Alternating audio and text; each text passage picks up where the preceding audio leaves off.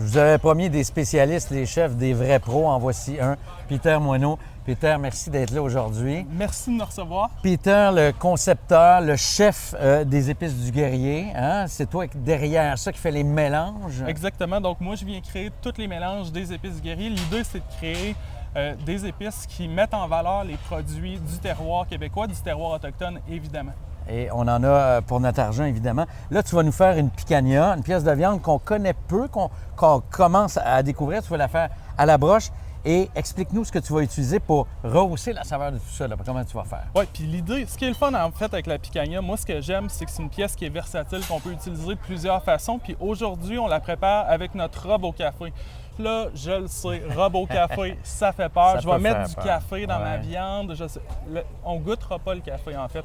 La job du café, c'est de rajouter de la profondeur à la saveur de la viande. C'est proche parent du poivre quand on y pense. Hein? Ça mixe bien ensemble. Exact. Ouais. Puis là, on a un robe qui a un petit côté sucré aussi qui va venir caraméliser. Le café qui va rajouter de la profondeur puis vraiment aller faire sortir le goût de bœuf de la viande. C'est ça qu'on aime. Ça donne du contraste. Donc, qu'est-ce qu'on retrouve là-dedans, à part le café, grosso modo? Là, on veut pas... J'aimerais bien avoir ta recette secrète, là, mais dis-nous qu'est-ce qu'on retrouve là-dedans, entre autres choses. Nous autres, on a ajouté là-dedans du sucre d'érable pour venir balancer un petit peu le côté salé, le côté café, puis on ajoute du poivre des dunes. Poivre des dunes qui, techniquement, n'est pas un poivre. C'est le fruit de l'ongle crispée, donc c'est un petit arbuste qu'on trouve surtout dans les forêts nordiques, dans le nord du Québec. C'est magnifique. C'est incroyable. Incroyablement plus parfumé que le poivre régulier, là. Oui, puis on va chercher un côté chlorophylle qu'on n'aura pas dans le poivre noir. Quoi? Ce qu'on va faire, en fait, on va commencer par couper notre picanha. Puis là, c'est important, c'est le bout important quand on travaille avec la picanha, c'est de couper au sens inverse de la fibre. Fait que là, on voit, on a une belle fibre qui est longue. Un peu comme une bavette, là. On a cette fibre-là, là, exactement. Sur le long. Puis les gens qui ont goûté de la picanha puis qui n'aiment pas la picanha, c'est parce qu'elle avait été mal préparée, parce que c'est une pièce qui est goûteuse, qui est le fun à travailler. Puis on va garder, on a une belle grosse calotte de gras. Mon ami du Cro-Mignon, aujourd'hui, nous en parlait, puis il nous disait la meilleure façon de le décrire, c'est comme un magret de canard. Donc... On a ça, le gras en surface, la chair en dessous. On profite de l'un et de l'autre. Absolument. Surtout que c'est une pièce, tu sais, quand on parle des pièces comme la cuisse, la fesse qui va venir travailler beaucoup sur un bœuf. Moins tendre. Moins tendre, puis moins de gras à l'intérieur du muscle. Fait que là, on va utiliser le gras qui est en surface. Ce qu'on va venir faire, c'est à sens inverse, en fait, de la fibre de la viande, juste ici. On va venir se trancher des belles grosses tranches, juste comme ça, en conservant la calotte de gras. Puis ensuite, on va venir tout enrober tout ça avec notre robe au café. Et là, l'autre bout qui est important, on va laisser nos épices travailler. Là, ce qui est important aussi, on ne le dit pas assez souvent, mais je le répète souvent, c'est de travailler avec des températures pièces, surtout le bœuf, là. Laisser tempérer avant de faire cuire pour que ça prenne le temps d'être justement tempéré pour éviter le choc thermique là, et pour avoir un meilleur goût puis répartir les jus de cuisson. Absolument. Puis moi, ce que j'aime, c'est laisser le temps aux épices aussi de travailler. Donc là, on a un mélange qui est un peu sucré-salé. Le sel, par osmose, va venir faire sortir l'eau de la viande. Là, tu en mets abondamment. C'est ça, le propre du rub, c'est d'enrober. Hein? On appelle ça une marinade sèche en français. Donc, c'est ça.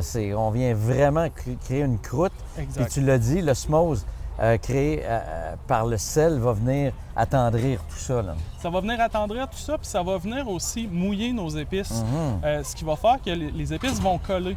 Tu sais, quand on cuit un steak, il y a beaucoup de gens qui rajoutent directement les épices sur le steak pendant qu'il est sur le barbecue. On tourne le steak, il n'y a plus d'épices, puis on se demande qu'est-ce qui s'est passé.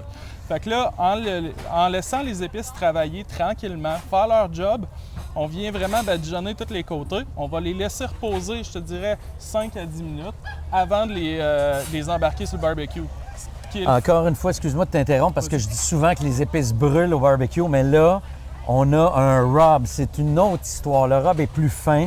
Hein? Il est fait pour, tu l'as dit, être en osmose avec les sucres de la viande. Donc ça, c'est comme si on mettait quelque chose presque humide là, au final. Ça va devenir humide. Donc ça ne brûlera pas comme si on mettait des épices pendant que ça cuit. C'est super important. Le nom en français le dit bien, c'est une marinade sèche. Fait qu'on va vraiment, c'est vraiment comme ça, on vient mariner notre viande. Exact. Là, ça c'est pour terminer. Quand est-ce que tu vas mettre ça? Exactement. Ça, c'est notre sauce piquante. Notre sauce piquante qui s'appelle la scorbut. C'est un petit clin d'œil, bien sûr, à l'arrivée des colons. Et puis, c'est une sauce qui est sur une base de jalapeno, de lime, un petit côté sucre d'érable aussi pour venir balancer l'acidité de la lime. L'idée derrière ça, c'est que là, on a des saveurs qui sont profondes. Puis là, à partir de là, on va bâtir un profil de saveur. Ça, on va s'en servir à la fin. On va se faire des petits tacos avec cette picanha-là. Puis ça va venir balancer nos saveurs. Donc, on n'utilise pas ça tout de suite. On laisse reposer. On laisse faire la job de la marinade sèche. Combien de temps à peu près? On laisse un 5 à 10 minutes. En fait, le steak va nous le dire lui-même. Quand on va avoir une belle croûte qui est mouillée, c'est qu'il a fait son travail. On se concentre là-dessus. On le regarde. Pendant 10 minutes à peu près, ça va nous parler. Là, Peter, deux choses. La première, on voit que le rub a fait son boulot. On voit que c'est luisant, là. Hein, tu l'as dit, les sucres de cuisson sortent avec l'osmose des épices. En fait, c'est que dans notre mélange d'épices, il y a du sel qui va faire sortir l'eau, qui va venir tout mouiller, tout ça. Puis c'est là que vraiment les saveurs vont pénétrer. Puis le côté luisant, là, ça va venir tout caraméliser. Puis là, on l'a embroché aussi. Et là, on comprend pourquoi on n'a pas enlevé le gras. Et c'est pas facile, on va se le dire. C'est quand même un bon boulot. Il faut prendre le temps de le faire.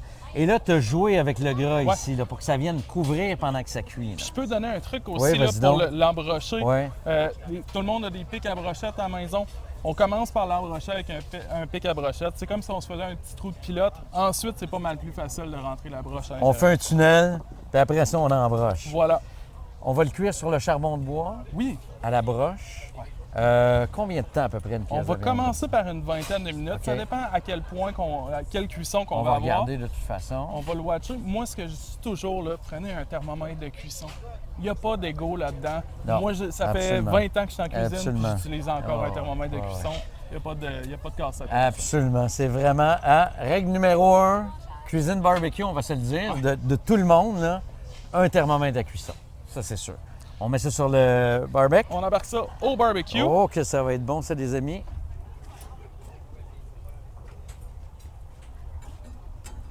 Fait que là, on va venir le rentrer dans notre moteur. Puis ce qui est le fun avec le moteur sur ces barbecues-là, c'est que en le redescendant, la broche vient barrer là. Fait que là, il n'y a plus de problème. Tu sais, là, des fois, on a des barbecues. Il n'y a plus d'inquiétude. Puis la broche débarque, on n'aura pas ce problème-là. On va venir partir notre moteur, puis on va venir le fermer. On va laisser ça aller pendant au moins une vingtaine de minutes. On essaie de garder le couvert fermé. On le laisse aller tranquillement. On part la broche. On part la broche. Hein? Et on laisse 20 minutes à cuire comme ça. Ça pourrait être cuit sur le gaz aussi. Hein? Ça n'a pas besoin d'être charbon. Évidemment, c'est un supplément d'âme qui est toujours le fun à avoir. Mais si vous n'avez pas de charbon de bois, vous pouvez le faire facilement à la maison comme ça. Ça peut être cuit au propane, ça peut même être cuit dans le four. On vient le saisir en poêlonne, on le finit au four. On va voir ce que ça va donner à mi-cuisson tantôt. Ça marche. Chaud de boucan, deuxième partie avec Peter Moineau. Et là, c'est le charbon de bois est vraiment efficace. On va regarder ça donne quoi, à peu près à mi-cuisson, Peter? À peu près à mi-cuisson. Oui. Puis là... Et regarde ça. Wow! Puis là, tu sais, quand on disait tantôt, c'est important de garder le gras. Garde tout le gras qui vient assaisonner notre viande pendant que ça vient tourner. C'est malade. Puis là, on va avoir de la saveur. Là. Puis là, le gras là, qui va être croustillant puis qui vient nourrir. Et malgré tout, bien, ça brûle pas. Là. C'est ça qui est le fun. Exact. Donc, on va probablement cuire ça en moins de 20 minutes. Là, je pense qu'on va s'en tirer en 15 minutes. Là, on a à peu près 7 minutes de fait. On va garder ça encore. On va garder un œil dessus. On regarde un œil dessus, c'est sûr. Puis on va finir ça tantôt. Yes. Salut les chefs! Aujourd'hui, je vous donne ma recette de picot de gaillot à la sauce des épices du guerrier. C'est une recette super simple mais qui va donner de la fraîcheur à votre été avec la sauce piquante, la scorbut. Sauce piquante, mais pas trop piquante, à base de jalapeno avec de la lime et du sirop d'érable. On se fait ça, ça va prendre 2 temps, 3 mouvements. On commence par nos cubes de tomates. On a coupé une tomate en dés. Vous mettez les dés de la grosseur que vous voulez. On ajoute un demi-oignon blanc, bien important, oignon blanc. Chaque oignon va avoir sa particularité en cuisine. Hein. L'oignon blanc est le fun parce qu'il va garder le petit côté croquant. mais pas rajouter le côté agressant d'un oignon rouge. On va rajouter une demi-botte de coriandre. Vous pouvez hacher votre coriandre. Moi, ce que je fais beaucoup, c'est juste venir la déchirer. J'aime ça, des morceaux de coriandre. Ça donne une explosion de fraîcheur dans notre mélange quand on vient faire nos tacos. Puis finalement, je rajoute un jalapeno tranché en morceaux, en dés. Et voilà. Et là, la touche qui change tout, on ajoute quelques gouttes de sauce scorbut. Allez-y au goût. Et moi, j'aime ça quand il y a du goût. On rajoute environ une cuillère à soupe de sauce scorbut. On va venir tout mélanger ça ensemble. Pas plus compliqué que ça. On va laisser aller, on va laisser mariner en fait là, quelques minutes. Puis on va avoir une pico de gallo estivale fraîche aux épices du guerrier. Là, la cuisson est incroyable. Là. C'est comme si on avait deux recettes dans une, parce que dans le fond, là, on peut manger ça direct comme ça. Là, hein? C'est parfaitement bien cuit, savoureux, on a un beau mélange d'épices et tout. Avec notre salsa, ça va être super bon. Mais toi, tu proposes qu'on en profite pour se faire des petits tacos. Puis ce que j'aime avec une recette comme ça, en fait, on l'a sur la rôtissoire, c'est de le couper directement sur la rôtissoire. Fait que je vais venir juste éteindre mon moteur, comme ça. Puis on va se mettre des tortillas. Ce qui est le fun avec la hauteur à laquelle ils ont mis la rôtissoire, c'est que je peux quand même mettre une plancha ou mettre ma grille. Puis je vais venir réchauffer mes petits tortillas. Donc on vient juste colorer un peu les tortillas sur la plancha. Pas longtemps. L'idée, c'est juste de venir les colorer un petit peu, venir les réchauffer. En fait, ouais. Exact. Good job. De voir comment tu vas découper ça pour que ça soit effectif le plus possible. Là. Ben oui. Puis là, on va venir les couper directement. Je pourrais juste les trancher, puis ça va tomber sur ma plancha. C'est super, j'aurais pu tasser ma plancha, mais ce que j'aime faire, c'est juste tout simplement venir trancher comme ça. Oh, la cuisson est belle, là. Ah, ouais, dans le taco. Wow. Aïe, aïe, ouais. Je comprends. Puis là, c'est stoppé, là. Voilà. Ouais. Fait que là, on va venir trancher notre pièce de viande directement comme ça. On va se faire des beaux tacos. À ça, on va rajouter notre pico de gallo. Mais déjà là, on a quelque chose de super bon parce que notre pièce de viande est parfaitement bien cuite. Il y a de la saveur. On voit la cuisson impeccable. Ça a pris 15-20 minutes. C'est... Tu permets-tu? Absolument, je te le donne. T'es sérieux, là? Vas-y. T'es sérieux, là? Non. Fait que...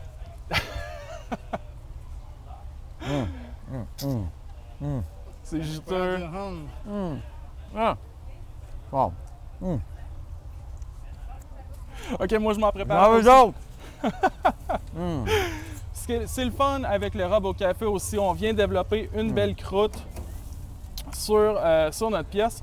Puis comme tu disais tantôt, c'est une pièce qu'on pourrait juste débarquer de notre rôtissoire puis le manger comme ça aussi. Ouais. Là, avec une tombée de roquette, là. Une tombée de roquette, absolument. Super bon. Avec une poêlée champignon aussi, ça aurait été super. Tellement. Wow. OK, c'est à mon tour.